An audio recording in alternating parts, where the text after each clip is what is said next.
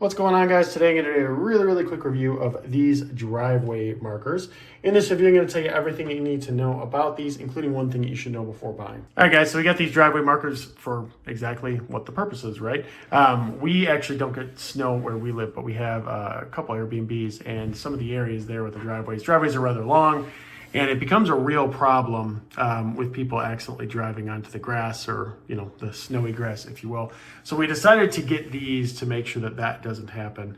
And these are pretty good overall. Now, like all driveway markers, basically they have the tops here, the reflective area here, and then they have this right here. And it actually is a little bit, not necessarily sharp, but it does help get them into the ground with this right here, because it's a little bit sharp. But overall, these are about 5/16 of an inch, which is frankly pretty standard. They are a total, and it's kind of hard to tell here, but they're a total of 48 inches. So you're looking at 4 feet for these. So if you get over 4 feet of snow, that's probably a bigger problem where you can't even drive. But if that's the case, know that that's how big they are. And then, like I said, they have this reflective stuff here. And I actually took these two outside and tested them yesterday with headlights and everything. They do, in fact, reflect.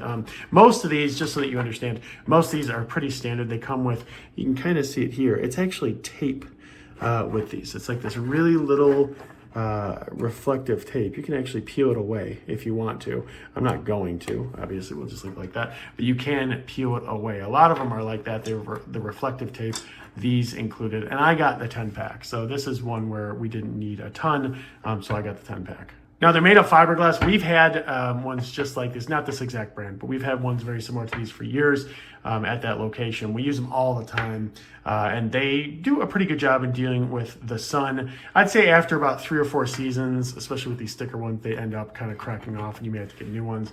But it just depends, you know, kind of luck of the draw. Some are still fine, some are not so fine. But overall, yeah, like I said, I got the 10 pack. I think these are pretty good. The only thing to know, so right here, and it depends on what you're digging into, whether it be gravel or whatever else.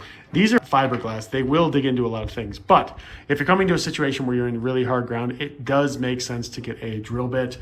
Usually I'll try to get like a 10-inch long drill bit and drill down. And frankly, I don't even always make it to 10 inches, but it's good to do that just because that way you're able to kind of anchor these into the ground, you know, like up to here or so.